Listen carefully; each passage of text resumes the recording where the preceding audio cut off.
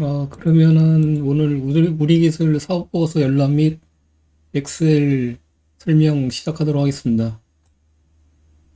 아직까지 이제 우리 기술은 원전 쪽에 관련 종목이잖아요. 근데 아직까지는 원전 쪽으로 그렇게 뭐 매기나 뭐 이렇게 트렌드가 확대되지는 않고 있습니다. 그런데 말입니다. 지금 최근에 전력기기 같은 거, 전력기기나 뭐 전선주들 뜨겁잖아요. 전력기기나 전선주들을 보유하고 계신 거예요, 현재?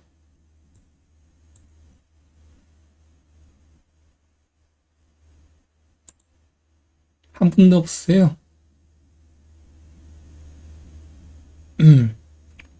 전력기기나 전선주 상승하는 거 보면 되게 부럽잖아요. 저도 없거든요.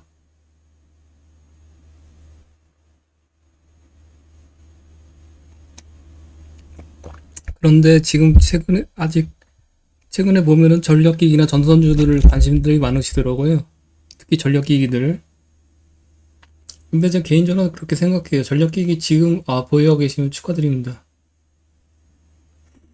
근데 전력기기를 지금 들어간다고 생각하면은 과연 들어갈 수 있을까요? 물론 그 고수 영역과 이제 일반 클래스 영역 구분해서 이제 앞으로도 이제 상승 여력이 많다고 생각하면 들어갈 수는 있는데 충분하게 저도 아마 들어가지 못하겠습니다. 그렇다고 뭐 불어하고 손 놓고 있을 수는 없잖아요. 근데 최근에 보면은 AI 발 데이터 센터 이렇게 전력 급증으로 통해서 그것 때문에 이제 상당히 뜨고 있잖아요. 전력기기나 그런 것들은 작년에 초반에 매수했던 보유자들의 구간이라고 생각하고, 최근엔드 쪽 AI발 데이터 센터 쪽 전력 급증에 따른 또 수혜를 받는 게 이제 ESSD 관련주잖아요. 이건 아직 시작 단계로 생각하고, 아직 그리고 추가적으로 관련돼서 시작 안 한 것이 있다고 생각합니다. 바로 뭘까요? 시장에서 시작 안 했지만은 연관성이 있을 수 있는 실적 보정, 아니에요. 섹터.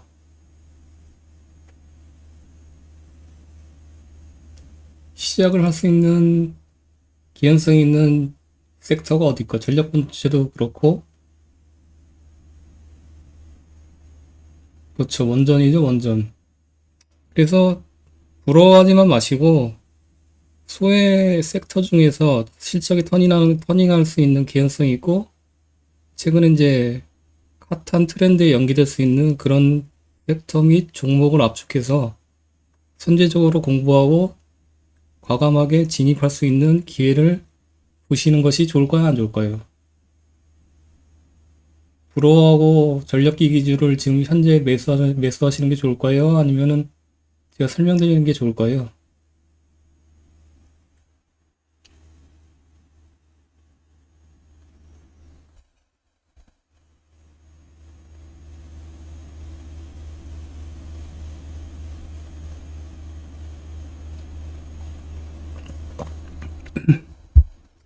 정답은 없습니다.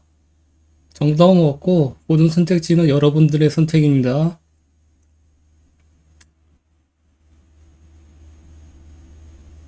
아니, 정답은 없습니다. 정답은. 전략기 이게 뭐 지금 들어가도 충분하게 또 수익을 낼 수도 있고 원전이나 뭐 전력 반도체 ESSD를 지금 들어가면은 뭐 지하를 또 뚫을 수도 있고 아무도 모르겠죠. 다 여러분들의 선택입니다. 그래서 원전 관련 두 개의 종목을 텔레그램 통해서 미리 공유를 드렸었는데 그 중에 하나가 우리 기술, 하나가 오늘 소개시켜드린 한전 기술 두 개고 두 개 종목을 관심 있게 같이 지켜보시는 걸로 하시죠. 특히 우리 기술 같은 경우에는 공부를 해볼 만해요. 현금 흐름은 안 좋은데 제가 선호하는 그런 시그널들이 아니 유의미하게 발생 중에 있거든요. 그래서 한번 같이 보시도록 하시죠. 유의미한 시그널이 어떤 건지 아십니까? 우리 기술에서 뭘까요? 일단 시작하기 전에 일단 질문을 몇 가지를 드려보도록 하겠습니다.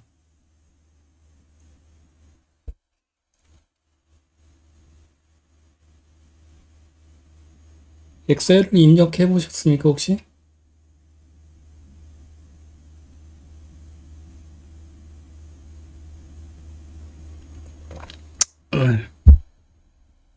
종목에 대한 이렇게 뭐 이렇게 강한 의견 피력을 안 하려고 하고 있습니다. 지난주에 미연상선을 너무 강하게 세게 얘기했더니 그게 뭔데 좀 그렇더라고요.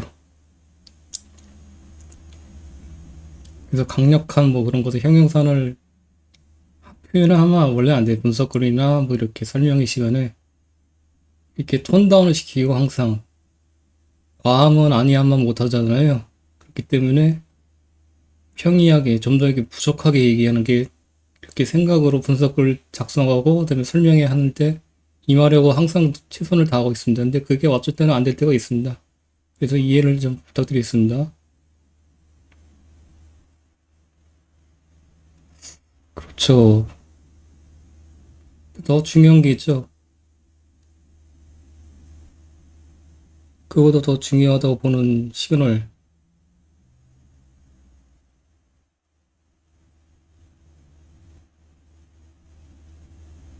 수주나 그런 것들은 일반적이잖아요. 좀 턴어라운드 관련해서 일단 시그널 중에 중요하다고 설명드렸던 게 있었는데 재무 지표 중에서 수주형 기업들은 어떤 게 중요하죠? 국격과 현금흐름 플러스 전환도 중요한데 그것도 그것보다 더 중요하다고 강조드린 게 있었는데 아 그렇죠. JR님이 역시 정답. 매출채권 잔액의 연령 현황 턴어라운드 하는데 시그널 중에서 정상화되는 시그널들이 현금 흐름이 지금 현재는 뭐 안 좋다고 하더라도 매출채권 잔액 연령 현황이 터닝을 하면은 그게 저는 개인적으로 봤을 때는 모든 지표들의 선제적인 시그널이라고 보고 있어요. 일단은 두 가지로 해석할 수 있잖아요. 매출채권 잔액 연령 현황이 과거에는 뭐 6개월 이하가 상당히 부실했다고 그러면은 매우 낮았었는데 급격하게 터닝을 상승으로 전환되면은 그 의미는 두 가지로 말씀드릴 수 있겠죠. 업황이 터닝하거나 아니면은 취급하는 제품 경쟁력이 높아지거나 아니면은 세 가지로 또 할 수 있겠네요. 고객사 쪽에 주요 고객사들이 무수한 고객사들로 갖춰지거나 그래서 그거를 상당히 중요하게 보시고자 합니다. 고객사의 변경일 수도 있고 아니면은 경쟁력이 향상될 수도 있고 아무튼 뭐 그거는 이제 좀 더 전공적으로 이제 풀어봐야 되는데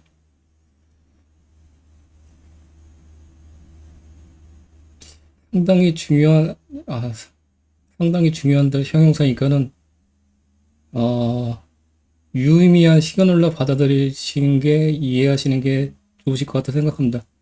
혹시 예전에 그 잉크테크 이렇게 분석했던 내용들을 보신 적 있으신가요? 아니면 오스테오닉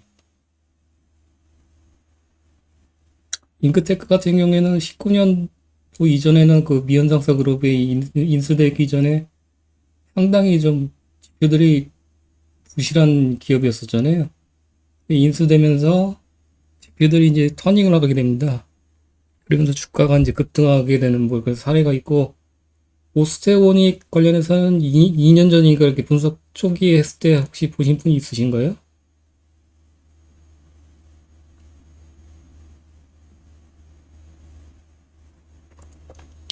없으신가?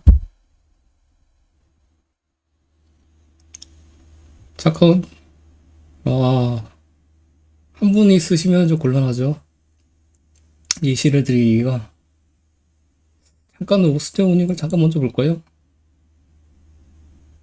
그러는 게 나을 것 같아요.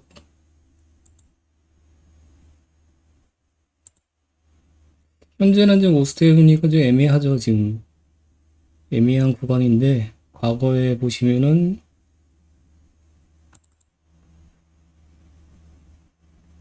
어디 갔냐?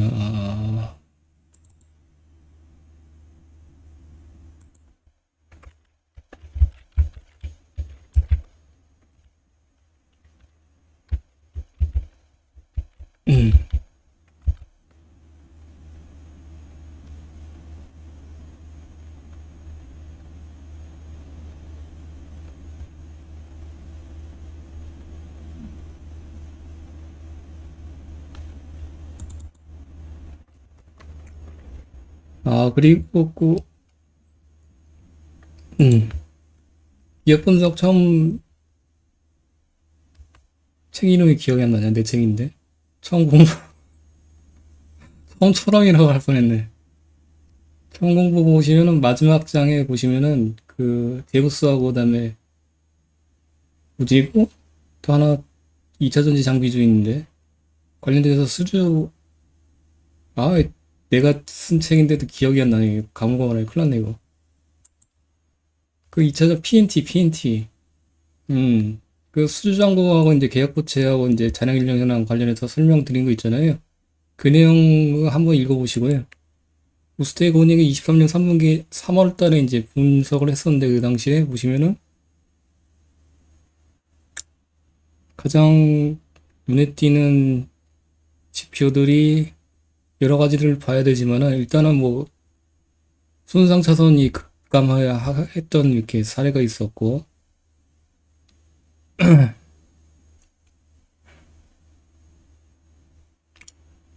23년 3월에 그 거의 재무제표 분석 클래스 게시판에 들어가시면요 영상이 남겨져 있으니까요 참고하시면 되시고 자세한 설명드리는 건 어디 볼까요? 그때 시그널들이 상당히 많이 있었는데 일단은 대손 충당금 설정률이 빠지고 있었고 회전율이 급등하고 있었고 이런 것들은 상당히 우수한 지표들이잖아요. 그다음에 매출채권 잔액 일령이랑 6개월 이상 부실채권들이 급격하게 감소하기 시작했습니다. 그다음에 6개월 이하 비중이 높게 상승 중에 있었고 그래서 이게 저는 가장 강력한 이 아니라 유의미한 시그널이라고 판단하고 있습니다. 그래서 턴어라운드 하는 주식에 이제 가장 수익률이 높을 수 있는 종목은 개인적으로 봤을 때는 소외주, 바닥권에 있는, 주가가 바닥권에 있는 소외주면서 실적이 터닝하는 기업들이잖아요. 근데 실적이 터닝을 하게 되면은 주가가 바닥권에 있기가 힘들죠. 근데 그걸 사전적으로 간파하기 위해서는 그 분기 순이익들이 발표되기 전에, 분기 실적이 발표되기 전에 이런 것들을 여러 지표들을 보고 미리 이제 선점하는 그런 시각을 갖추시는 게 좋으실 것 같다고 이제 권유를 드리는데 그 중에서 하나가 자꾸 강력한다. 유의미한 게 보면은 그 중에서 가장 유의미하게 보는 지표들은 한 가지는 이거 매주채권 잔액 연령 현황이 6개월 이하가 이렇게 급격하게 상승하는 그 다음에 6개월 이상은 이제 보통 부실채권 손상된 채권이라고 하잖아요. 그 현금 이제 매출 현금으로 이제 회수하기 어려운 잠재적인 이제 부실채권이라고 보시면 되시는데 이 금액들이 빠지는지 추세가 급격하게 빠지는지 그게 이제 좋은 시그널이라고 볼 수 있습니다. 그렇기 때문에 이런 것들 한번 항시 분석 기업들을 보실 때 체크해 보시는 게 좋겠죠. 만약에 말입니다. 근데 분석하는 기업 아니면 보유하고 계신 기업들이 이거가 반대로 이제 6개월 이상 매주채권 잔액 일령 현황이 급증하거나 아니면은 6개월 이하 비중이 급격하게 빠지면은 반대로 그거는 상당히 위험하다 보시면 되실 것 같습니다. 그렇기 때문에 이제 현금 흐름 조건이나 뭐 그런 것들이나 뭐 순이 이익이나 매출이나 좋더라도 만약에 이거하고 이제 반대되는 모습을 보인다 그러면은 그거는 꽤나 위험한 직면에 처해 있다. 그래서 내용들을 잘 파악하시고 매도를 하시는 것을 권유를 드립니다. 잠깐만요. 최근에 그 조선주들 뭐 이렇게 분석 말씀드리다가 조금 멈췄잖아요. 잠깐만 수주형 기업들 다시 한번 설명을 드리면은 이게 꽤나 중요한 내용이기 때문에 HD 현대중공업을 개인적으로 이렇게 터프로 말씀드리는 사유가 있습니다. 보겠나요? 이게 아닌데.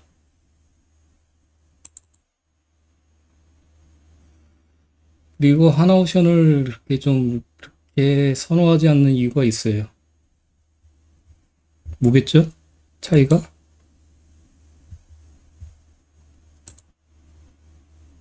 뭘까요? 설명드렸었는데.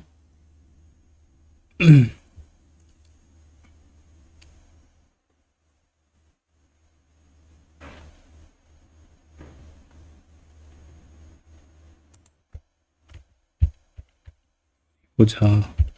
매출채권 잔액 일령 현황.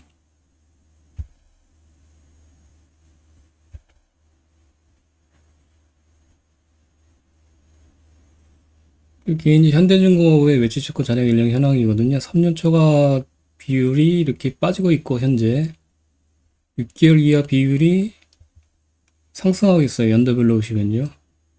회전율은 양호하고, 경과, 이렇게 보시면 6개월 이하는 21년 대비 이렇게 점차 상승 중에 있잖아요.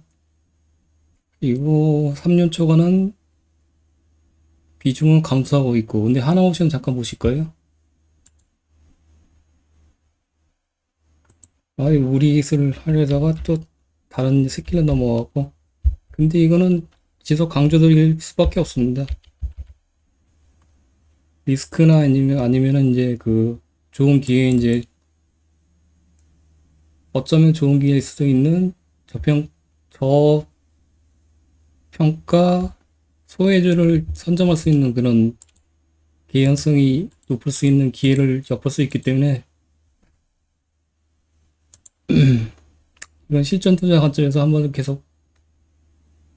지속적으로 습관화 시키시는 게 좋을 것 같아요. 하나오션 약간 보시면은 이렇게 보시면 6개월 이하 비율이 낮죠? 상당히 25%밖에 안 되죠. 아까 HD 현대증권 70%인데 그거에 비해서 확연하게 차이가 나잖아요. 6개월 이하 그리고 6월 이하 비율이 낮고 3년 초과 비율이 70%예요. 너무 높아요. 지금 그리고 23년도 역대 최대를 기록했습니다. 이렇게 보시면요. 만약에 70%더라도 이게 감소 추세거나 아니면은 그러면은 어떻게든 좋게 어느 정도 긍정적으로 볼 수 있는데 이거는 좀 아닌 것 같다 생각 듭니다. 그렇기 때문에 하나오션 같은 경우에 조금 리스크 있게 보실 필요가 있으시다고 개인적으로는 말씀을 드리고 싶습니다. 그래서 HD 현대중공업을 이게 이제 HD 현대중공업이거든요. 조선주 중에서는 개인적으로 탑픽으로 보는 주사위가 이겁니다. 물론 뭐 현금 흐름이나 회전율이나 뭐 그런 것들도 조선주 중에서는 저쪽에 삼성중공업도 최근에 괜찮은 것 같더라 보니까요. 그래서 이것들을 꼭 한번 따져보십사 강조를 드리고 싶습니다.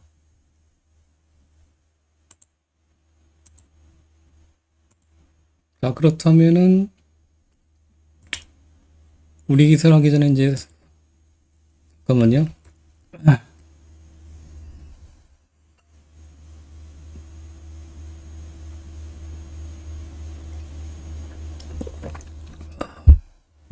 초반부터 좀 복잡한 얘기하니까는 좀 졸리시죠?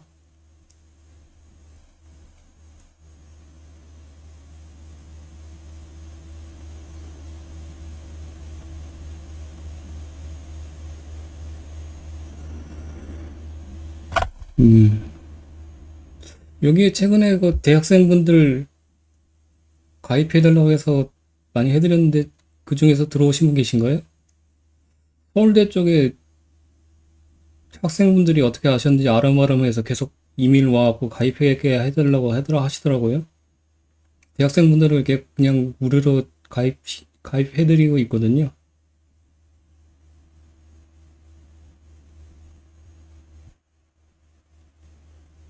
아, 예, 예.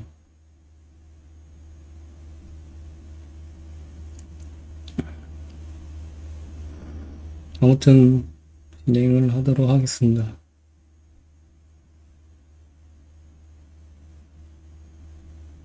그래서 그 대학생분들 들어오셨으면 질문 궁금해갖고 어떻게 그렇게 아름아름 아셨는지 해갖고 한 분께서 이렇게 계속 말씀을 하시나 봐요. 근데 뭐 좋죠, 뭐. 대학생분들이 들어오셔갖고 듣고 싶다고 하시면은 혹시 안 계신가요?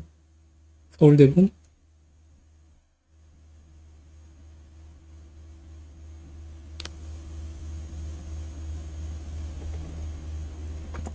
아, 이거 사담인데, 근데 사담인데 물어볼 수 있을 때가 이때뿐이 없어갖고 모르겠습니다. 투자 동아리인지는 모르겠는데. 아무튼 사담이니까 넘어가도록 하고. 그래서 우리 기술 입력은 좀 많이 해보셨나요? 우리 기술 일단은 먼저 시작하기 전에 아까 그 주채권 관련해서 지표들을 한번 잠깐 먼저 보시도록 하겠습니다.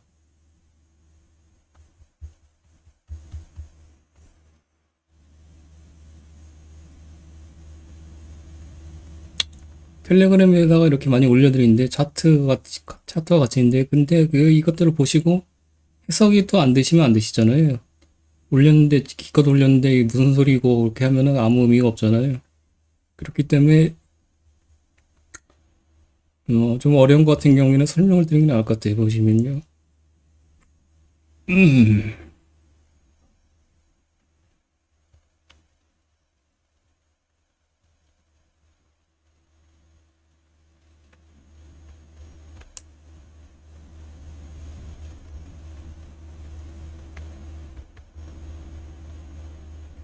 회전율은 중간에 이렇게 높아졌다가 지금 빠져 있는데 이거를 아직 사유를 정확하게 잡지는 못했는데 이때쯤에 신사업이라고 해서 면사 사업하고 그다음에 해양구조물 사업 같은 게 있더라고요. 근데 그거를 사업을 철수하면서 꽤 연관이 돼 있는 것 같습니다. 그렇기 때문에 크게 리스크는 높다고는 볼 수 없고요. 현재 이렇게 레벨이 다운됐더라도 매출이 증가됐잖아요. 근데 대선 충당금 설정률을 보시면은 어 이때 보시면은 이거 채권율 회전율하고 거의 추세가 거의 같죠. 80%.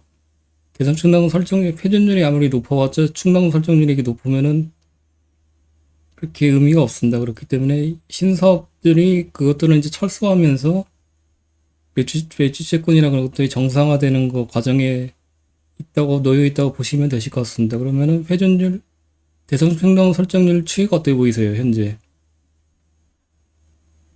해석을 하실 수가 있으셔야죠. 좋아 보이십니까? 아니면 나빠 보이십니까?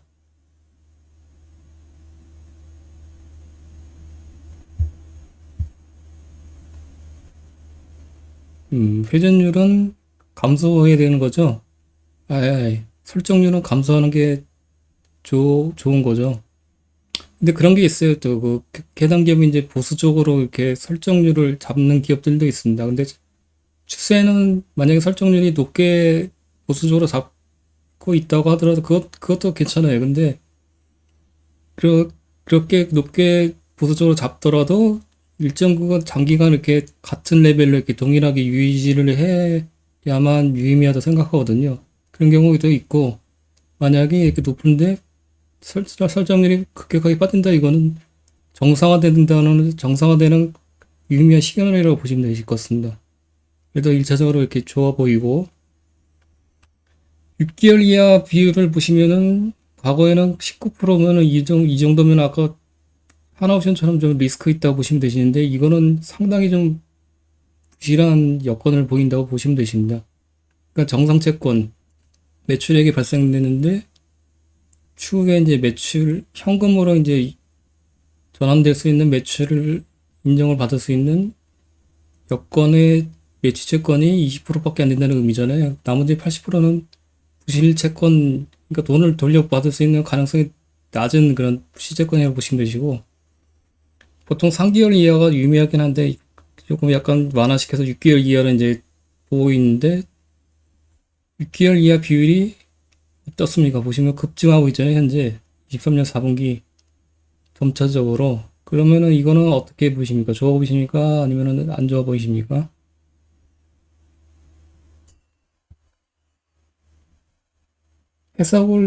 그래프를 보시면은 해석을 하실 수가 있으셔야 돼요.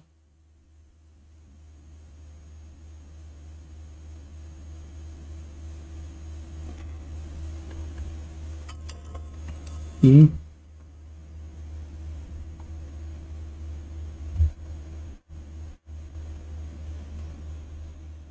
괜찮아 보이죠? 그렇다면은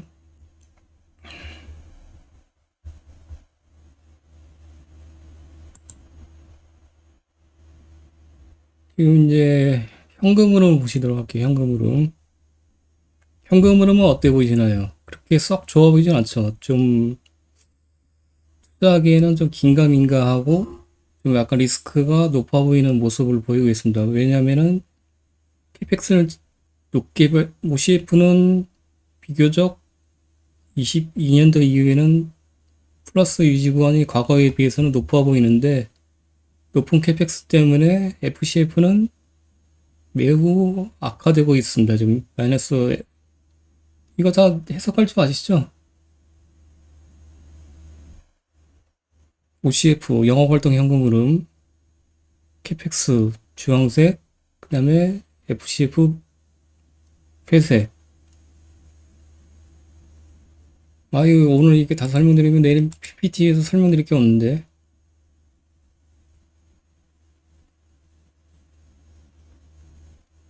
그래서 지금 연도별로 보시면은 이렇습니다. 지금 현재 현금 흐름이 OCF는 20년도 이후에 지속적으로 플러스를 유지하고 있는데 문제는 리스크는 보시면은 캐펙스예요. 역대급으로 높여 있잖아요 현재. 그래서 OCF는 비록 플러스이지만은 자본적 지출을 급격하게 증가시키면서 FCF는 마이너스로 급격하게 터닝하고 있다. 이게 리스크죠. 그 다음에 매출과 이익을 보시면은 매출액 추이는 23년도에 역대 최대를 기록했어요. 분기별로 보시면은 4분기가 매해 4분기가 보시면은 최성수기인데 특이하게 23년 3분기에 역대 최대 매출액을 기록하고 QOQ로 23년 4분기는 좀 빠졌습니다. 그래서 일단은 현재 이렇게 모습을 보시면은 분기별로 매출 추이나 뭐 손익이나 현금흐름을 보시면은 아주 그렇게 매력적으로 다가오지는 않습니다. 이게 현재. 그런데 내일 설명드리겠지만 원전 스토리가 있고 원전 스토리만 뿐만 아니라 실적으로도 이렇게 터닝할 수 있는 개연성이 있다 보시면 되실 것 같고 현금흐름 좋지 않지만은 매출 채권 잔액 연령 현황이나 회전율을 배당 충당금 설정률을 보시면은 이거는 이제 가까운 미래에 과거보다는 현금 유입이 현금 유입이 보다 높게 될 수 있다는 시그널일까요? 아닐까요? 어떻게 해석이 되시죠? 현금으로 하고 연계시키면은?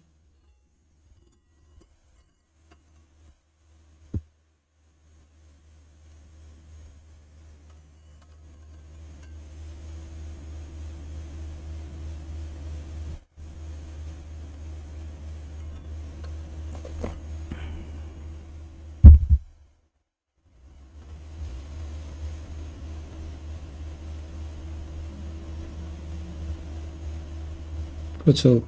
간단하게 생각하시면 되시죠? 현금으로 회수될 수 있는 가능성이 높아 보이는, 가능성이 있는 매출채권의 비중이 과거보다 급격히 높아지고 있으니까는 그만큼 현금 흐름이 긍정적으로 바뀔 수 있다. 그렇게 해석을 하시면 되실 것 같습니다.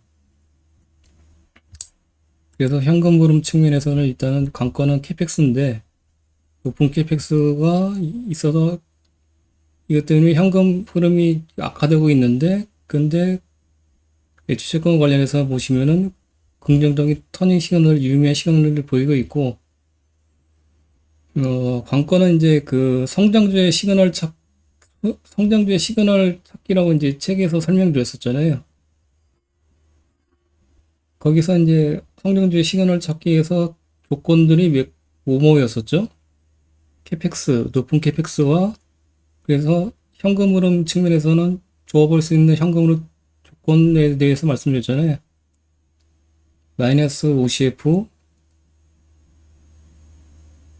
마이너스 뭐라고 했죠? 마이너스라고 했죠? 마이너스 OCF, 마이너스 영업활동 현금 흐름, 마이너스 프리캐시 플로우.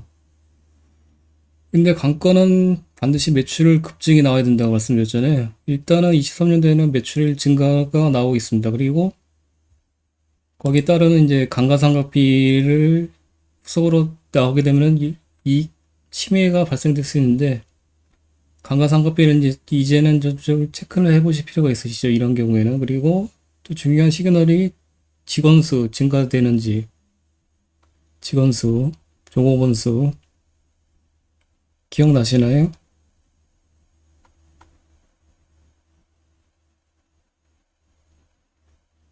책에 있고 아니면은 제 게시판에 보시면은 23년 1분기 1월부터 해서 초보 재무제표 설명에 있으니까요.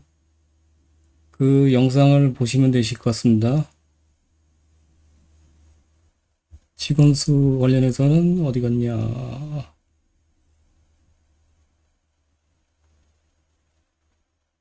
이거는 이번에 2분기에는 1분기에 그때 초보 제표 설명회를 했었기 때문에 책을 갖고 그거를 영상으로 대체하고 중급 설명회 위주로 지금 하고 있기 때문에 기초적인 내용들은 이제 설명을 대회를 시키고 이제 계속 설명드리고 있잖아요. 근데 지금 처음 가입하신 분들 같은 2분기에 처음 가입하신 초보분들은 좀 걱정되는 게 뭐냐면은 이렇게 세부적인 기초적인 내용들을 설명을 생략하고 이런 것들을 설명드리니까 과연 이렇게 이해를 하실까 그게 좀 우려가 많이 되긴 되더라고요 보니까요. 근데 이 우리 기술 같은 경우에는 좀 어떻게 보면 고난이도의 이제 기업이라고 볼 수 있습니다. 투자하기에. 그런데 그만큼 공부하기에는 꽤나 괜찮은 기업이라 생각해요. 투자 적정성은 모르겠어요. 이게 주가가 추후에 상승할지 아닐지는 솔직히 자신이 없습니다. 근데 공부하기에는 괜찮아요. 이런 지표들 때문에. 그래서 이것들을 장기 모니터링 비록 투자나 하지 않으시더라도 지표들이 이제 분기별로 이것들을 정리를 한번 해보시고, 그리고 이익들이 어떻게 터닝하는지 모습을 보고 지속 모니터링 하시면서 업데이트를 하다 보면은 소외지면서 실적 터닝하는 그 유의미한 시간을, 만약에 이게 추론대로 이렇게 지속적으로 이제 좋게 변모하면서 주가들이 상승할 수 있게 되는 모습을 보실 수가 있으시다면은 상당히 괜찮은 공부 기업이라고 생각하시면 되실 것 같습니다. 그렇기 때문에 지난주에 이제 미연상사 같은 경우에는 매우 우려한 지표들을 과거 장기간 보유하고 지금 현재도 보유하고 있잖아요. 그런 측면에서 일단은 공부할 만한 기업이라고 권유를 드렸었고, 두 번째로는 이거는 좀 부실한 지표들을 보이고 있지만은 이런 턴어라운드 관점에서 공부해 볼 만한 기업으로 우리 기술을 권유를 드리고 싶습니다. 그렇기 때문에 두 개 기업들을 한번 비록 뭐 투자를 하시냐 안 하시더라도 공부 측면에서 한번 분석을 지속해 보시고 모니터링을 해 보시기 바랍니다.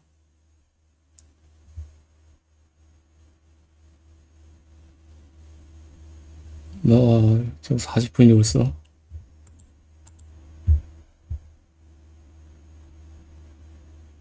토론이 길었는데요.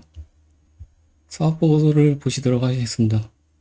요즘에는 1시간 넘으면 힘들어갖고, 만약에, 오늘 일단 1시간 할 건데, 내일도 계속 할 거고, 내일 연이어서 이제 사업보고서 같은 경우 같이 보시도록 할 건데, 만약에 좀 시간이 부족하다 그러면은, 잠깐, 월요일날 무슨 요일이지? 내일은 어린이날인데 괜찮으신가요, 근데? 그냥 해야죠, 일단은. 저는 뭐 상관없으니까, 녹화 영상을 남겨드릴 테니까는.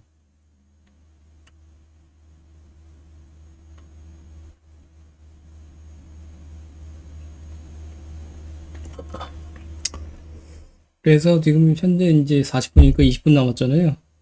20분 정도 하고 사업보고서를 다 읽지 못하면은 내일 하고, 내일도 이제 사업보고서 읽다가 시간이 부족하면은 월요일날 추가적으로 프리젠테이션 하도록 하겠습니다. 그렇게 진행해도 되겠습니까? 그래서 이게 쓰잘데기 없는 말 하지 말고 바로바로 그냥 준비된 것들을 해야 되는데, 하다 보니까 뭐 그렇지 않을 수가 있네요. 음, 회사의 계열을 보시면은 93년대에 설립해서 꽤나 좀 업력이 오래됐고요. 이제 마포구에 본사가 있고 회사의 연역 보시도록 하겠습니다. 자본금 변동상을 보시면은 발행 출시 총수가 지속적으로 높아지고 있잖아요. 이 의미는 뭐겠나요? 이거는 좀 리스크가 있죠. 유상증자나 뭐 12BW 발행해서 이제 주식으로 전환됐다는 의미잖아요. 아까 현금 흐름하고 같이 연계시켜서 추론하시면 되시겠죠. 현금 흐름이 좋지 않다는 의미는 반드시 차입금을 높이거나 아니면은 유상증자나 12BW 발행을 할 수밖에 없습니다. 무조건 현금을 충족시키기 위해서는 그런 리스크가 있고, 근데 지금 혹시 입력을 하셨던 분들은 아시겠지만은 12BW를 발행을 상당히 많이 해왔습니다.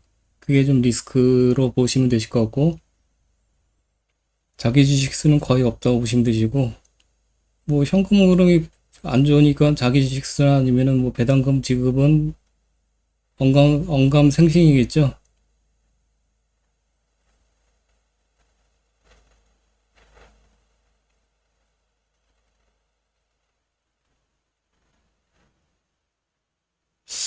여기 보시면은 사업 목적의 추가가 상당히 많습니다. 여기 보시면요. 이게 좀 리스크라고 보고 있어요, 개인적으로는. 이전에 그 아까 21년도 이전에 뭐 신사업, 연사사업 같은 경우에는 뭐 전혀 그 연관이 없잖아요. 원전하고 해양구조물하고 그런 것들도 계속 추진해 갖고 최근에도 또 보면 풍력이나 또 아니면 캐피탈 같은 것도 추가 또 하고 있더라고 신사업으로. 그런 것들은 좀 사업의 확장에 대한 연관 없는 사업에 대한 확장에 대한 욕심이 좀 있는 것 같아요. 그거는 좀 안 좋게 보는 리스크라고 보시면 되실 것 같습니다. 의약품 이런 것들은 연관이 전혀 없잖아요. 풍력, 풍력은 좀 신재생이니까 연관이 좀 있을 수 있는데 굳이 뭐 이렇게 해야 되나 이거를 그런 좀 의구심이 들긴 하더라고요. 그런 것들이 좀 약간 좀 그렇고 스마트팜 사업도 지금 현재 추진하고 있거든요. 진행 중에 있죠 벌써. 이런 것들은 좀 리스크로 한 가지로 보시면 되실 것 같습니다.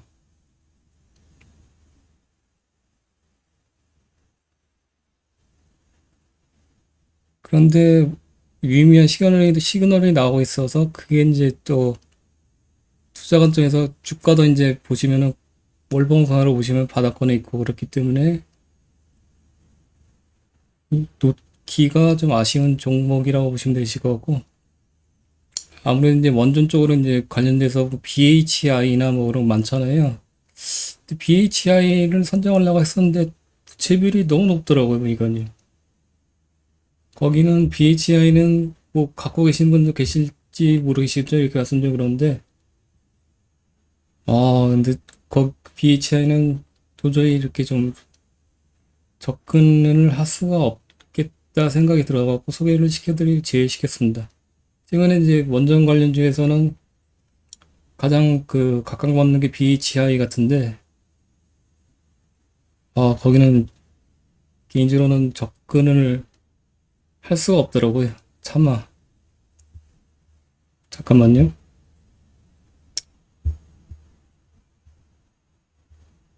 주가는 모르죠, 근데. 사업의 내용 보시면은 원전 쪽이 지금 주된 사업이라고 보시면 되시고, 그리고 원전 쪽에서 어떤 걸로 주요 내용을 하냐 보시면은 원자력 발전소의 3대 핵심 기술 중에 하나이며 발전소의 두뇌 역할을 수행하는 계측 제어 설비 MMIS라고 하거든요. 맨머신 인터페이스 시스템을 국산화해서 이게 잠깐 소개를 시켜드렸지만은 이 기술력을 갖춘 나라가 국가가 4개 국가라고 하고 있습니다. 그런데 그 중에서 우리나라가 이제 한 개 국가에 포함되고 자체 기술력으로 이것들을 보유한 국가 중에 하나고 거기에 유일하게 우리 기술이 개발한 기술이라고 보시면 되실 것 같습니다. 꽤나 기술력이 원전 관련해서 계측 제어 설비 측면에서 높은 기업이라고 보시면 되실 것 같고요.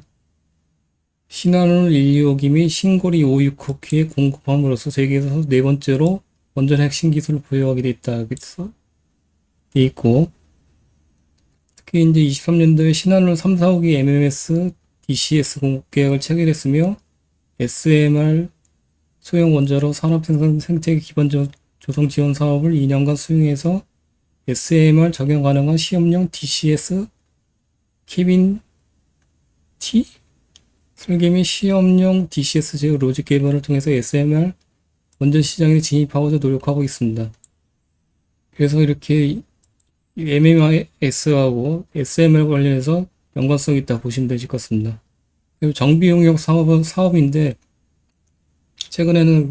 최근까지는 정비 용역 사업에서는 이 계측 제어 설비 관련해서는 제가 파악하기로는 수산 인더스트리 쪽이 과점을 하고 있는데,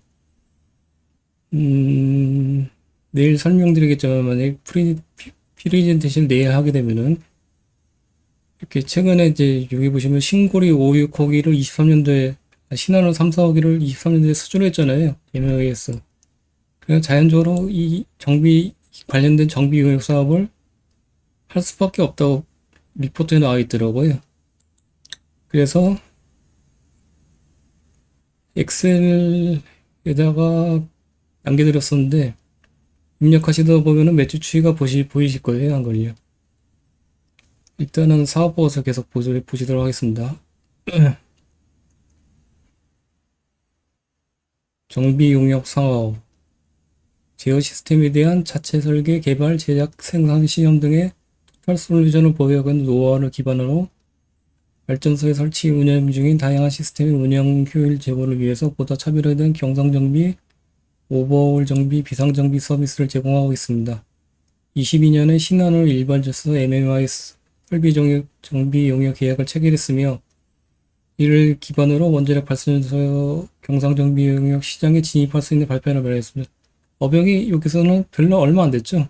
22년도부터 시작했다고 보시면 되시고 신한울을 수주를 했잖아요. 그래서 이 수주를 하면은 계측 설비를 하면은 후속으로 몇 년 지나서 정비 용역 사업을 진행한다 이렇게 보시면 되실 것 같습니다.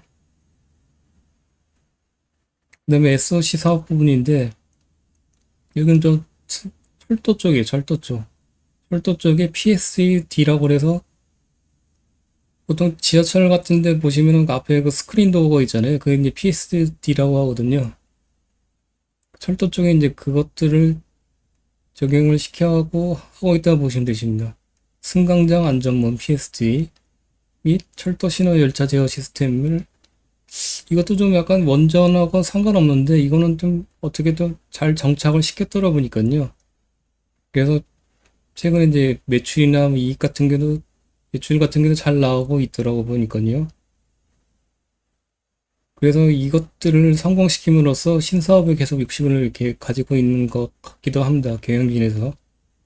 근데 신사업을 주력 사업하고 연관이 없는 신사업을 추진하는데 리스크는 없고 성공 확률이 상당히 낮잖아요. 그렇기 때문에 제가 생각하기에는 신사업을 지속적으로 이렇게 확장시키려는 기업들은 좋게 보지는 않습니다. 대표적인 기업이 DTNC잖아요.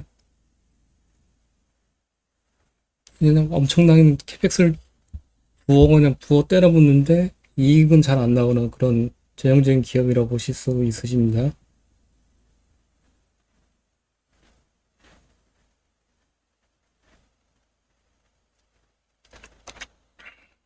DTNC 또 얘기 나오니까는 HCT를 더 간략하게 또 말씀을 드릴 수 없네요. 국내 그 시험 인증 관련해서 두 개 상장사가 있잖아요. DTNC하고 HCT. 근데 사업 영역이 거의 같아요. 보시면요. 이건 또 시간이 없으니까 나중에 얘기하도록 하겠습니다. 그래서 PSD 뭐 관련 얘기고. 최근에 이제 브라질 쪽에 이제 수주를 많이 해서 그쪽으로부터 매출이 높게 발생 중에 있다 보시면 되실 것 같고요. 그거는 내일 프리젠테이션 할 때 설명을 드리도록 하겠습니다. 임대 사업 부분. 또 이게 저 부분도 스토리가 될 수 있는데, 그 임대 부동산이 장부금액이 꽤나 높더라고요, 보니까요. 그래서 임대 쪽에서도, 여기서도 임대 매출이, 임대 수익이죠. 그러니까 수익, 임대 수익은 임대 매출인데, 여기서 높게 발생되겠습니다. 그거를,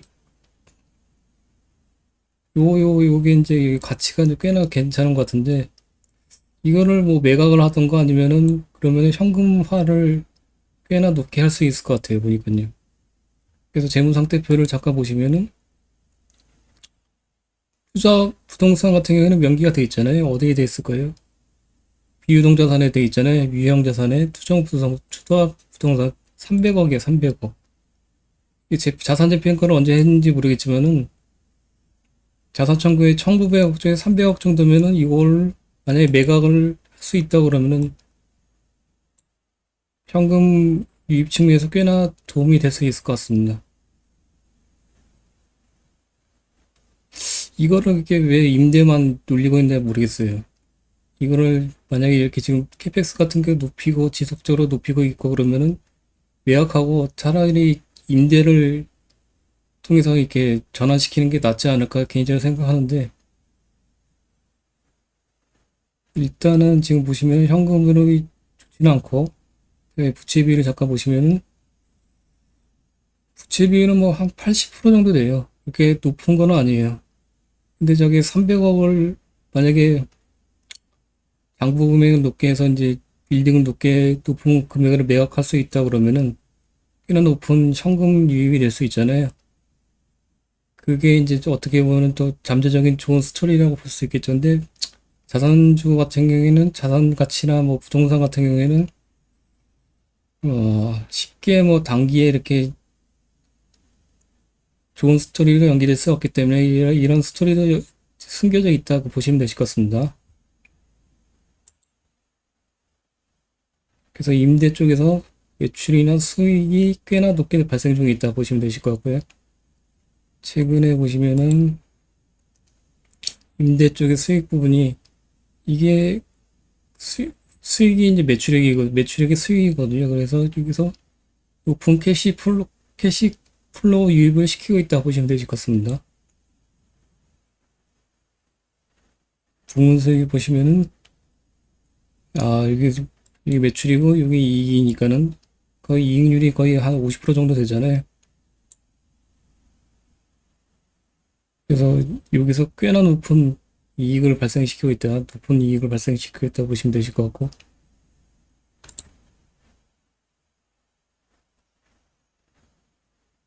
그 다음에 스마트팜 사업 부분은 거의 뭐 사업 비중에서 매출 부분에서 미미하기 때문에 이게 무시하시면 되실 것 같습니다. 이거는 근데 리스크 상황으로 보시면 되실 것 같습니다.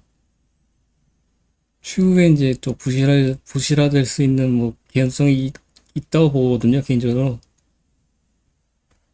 자본 투입 많이 했는데 매출도 안 나오고 이익도 적자 지속 발생되면은 과거에 이제 면사 사업 같이 이제 또 이렇게 부실화돼 갖고 조용하게 떨궈낼 수 있는 개연성이 있다고 리스크 사항으로 보시면 되실 것 같습니다. 그다음에 방위 사업 부분 여기는 최근에 좀 괜찮게 나오더라고요. 그래서 여기 보시면은 럼플렛 사업하고 공조 시스템 사업인데 각각에 이제 해당되는 자회사들이 있거든요. 그 두 개가 있는데 그거는 내일 설명을 드리도록 하겠습니다.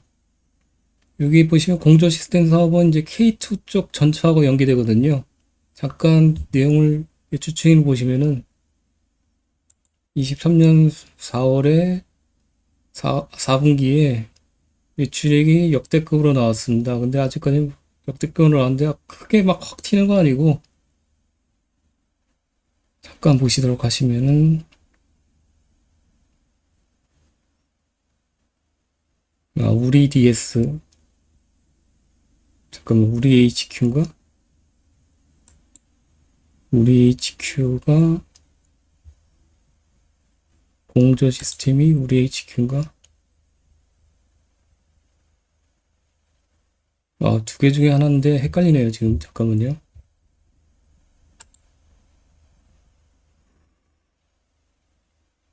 우리 HQ가 럼프렛인가? 럼플렛이 매출액이 큰 거였거든요. 잠깐만요. 아, 우리 DS네, 우리 DS. K2 쪽에 공조사업 관련된 게 우리 DS. 여기 보시면은, 아, 역대 최대 매출액은 아니네요. 19년 2분기에 역대 최대 매출액을 기록했었고, 그 이후에 이제 역대 두 번째 매출액을 기록하고 있었죠. 기록하게 됩니다. 23년 4분기에. 이렇게 보시면 되시고. 근데 이익률은 이제 럼플렛, 군수장비 럼플렛 사업이고, 타이어 쪽에 이제 이쪽이고, 여기가 이익률이 더 높고, KT 관련해서 공조사업 쪽에는 매출액이 이거보다 낮고, 이익률도 낮다고 보시면 되십니다. 그래서 보시면은, KT 관련해서는 주황색이고요. 그다음에 럼플렛 사업 관련해서 파란색 보시면 되십니다. 이렇게 매출 추이를 보시면 되시고, 이거는 관련해서 내일 PPT로 통해서 자세하게 설명드릴게요. 일단 여기서는 간략하게 사업 내용을 같이 계속 보시도록 하겠습니다. 그래서 방위산업 쪽에는 두 개의 이제 자회사들이 있고, 거기서 발생 매출과 이익이 발생 중에 있다 보시면 되시고, 적자는 아니고 지속적으로 플러스 이익을 지속 중에 있다 보시면 되실 것 같습니다. 근데 크게 뭐 이렇게 튀지는 않아요. 최근까지는. 23년 4분기에는 23년도에는 조금 이제 매출이 증가됐는데 아직까지는 핵심 축으로 이렇게 전체 매출에서 높은 비중을 차지하고 있지는 않다고 보시면 되실 것 같습니다. 그래서 핵심은 원전 쪽이고 캐시카우도 그렇고 캐시플로우 측면에서 그렇고 원전 쪽으로 집중해서 보시는 것이 좋을 것 같고 방산 쪽에는 K2 전차 스토리가 있다 보시면 되실 것 같습니다. K2 전차가 근데 24년도나 25년도에 점차 이제 수출 대수가 높게 증가되잖아요. 그러면은 우리 DS 쪽으로도 매출 증가 추세가 높게 발생될 수 있는 개연성이 있을 수 있다 보시면 되실 것 같습니다. 지금 보시면은 이제 엑셀에는 그리고 아이고 힘들어.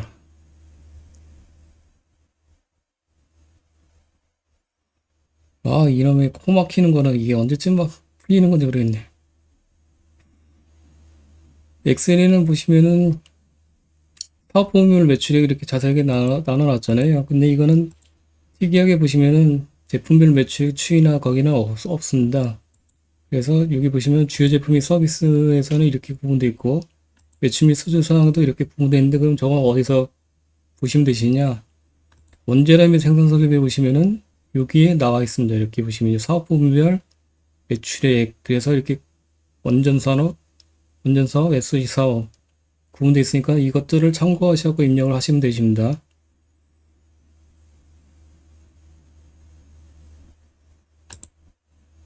그래서 주요 제품 보면은 제조 부분, 용역 매출 부분, 임대 수익 부분 이렇게 구분되어 있는데 여기는 그냥 참조하시면 되시고요. 뭐 이런 것들이 있다 보시면 되시고 그냥 한번 쓱 읽어보시면 되실 것 같습니다. 제품별로 이렇게 주요 내용들을 보시면 되실 것 같고 럼플렛 사업, 분수 차량 같은 거, 상용 차량, K계열 잔차, 이 K2 쪽이잖아요. 방위사업부는 차량용 장갑차 관련되어 있고 공조 시스템 뭐 에어컨 뭐 공기 환기 뭐 그런 것들 관련된 내용들이겠죠. 럼플렛은 이제 타이어의 파손으로 해서 타이어 파손됐는데 이제 굴러갈 수 있게 하는 타이어 특수 타이어라고 보시면 되실 것 같고 잘 아시겠죠. 그리고 원재료 매입액이나 그런 것들은 조사를 분석을 안 해놨습니다. 크게 뭐 유의미하지는 않을 것 같더라고 비건님.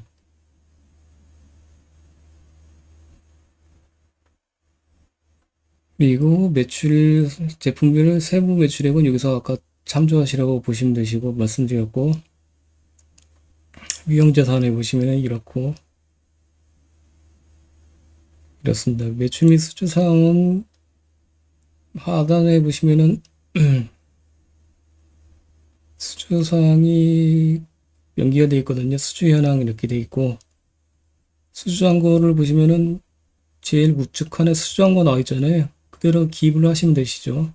엑셀에다가 950억. 그래서 최근에 보시면 역대급 레벨 수준의 높은 수준의 레벨을 계속 유지하고 있다고 보시면 되시죠. 그래서 이게 보시면은 수주 잔고를 기록해 놨잖아요. 총계 금액으로 이렇게 해놨어요. 지금 보시면은. 그래서 수주 잔고하고 매출액하고 연계시키면 74.8%에서 높은 연계성을 보이고 있다고 보시면 되시고, 수주 잔고는 여기다가 기록을 해놨습니다.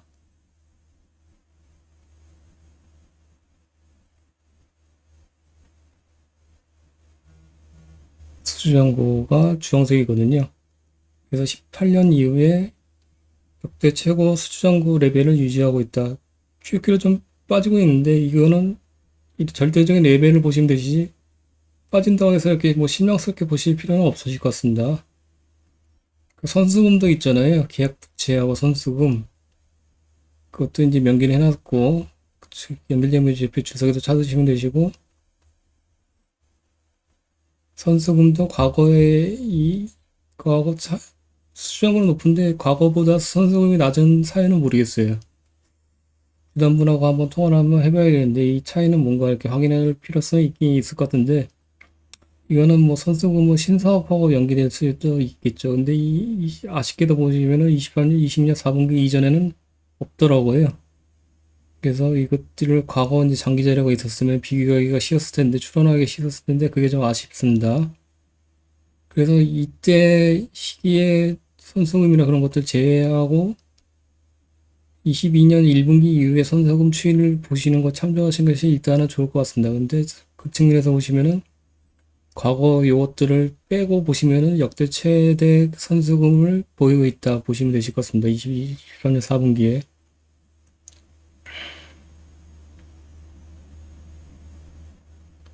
선수금은 어디서 파악하시는지 아시죠? 일단은 재무상태표 보시면은 최 쪽에 단기 선수금 나와 있잖아요. 여기서 뽑으시면 되시고, 수주사항까지 말씀드렸고, 주요 개발, 연구개발비는 꽤나 높아요. 매출액 대비 7%에서 9%대면은 꽤나 높다고 보시면 되시고, 다행히 보시면은, 다행은 아니네요. 여기 보시면은 대부분은 100% 비용으로 처리하는 게 좋잖아요. 근데 무형자산 쪽에 한 40%, 그 다음에 비용 처리는 60% 정도 하니까는 꽤 좋아 보이지 않네요, 이거는. 그래서 무형자산을 한번 체크해 보도록 할까요? 무형자산 얼마가 쌓여있나. 무형자산 같은 경우에는, 무형자산 금액이 꽤나 높네요. 보시면은 자산 중에서 1900억 정에서 150억이면은 8%뭐 그 정도 되잖아요. 이거는 좀 좋아 보이지는 않습니다. 사유는 뭐 잘 아시죠? 비용 처리하게 되면은 이 무형자산이 높게 쌓인다 보면은 이게 나중에 상각비로 처리되거나 손실 금액으로 돌아올 수 있고, 정석적으로 좋게 연구개발을 처리하는 거는 100%다 비용 처리하는 게 가장 좋다고 정석적으로 보시면 되실 것 같습니다. 근데 이렇게 연구개발비를 무형자산으로 일부 쌓아서 무형자산 금액이 높게 유지되는 기업들은 그렇게 선호하지는 않습니다. 그래서 우리 기수는 아주 좋은 기업은 아니라고 말씀드리고 싶고요.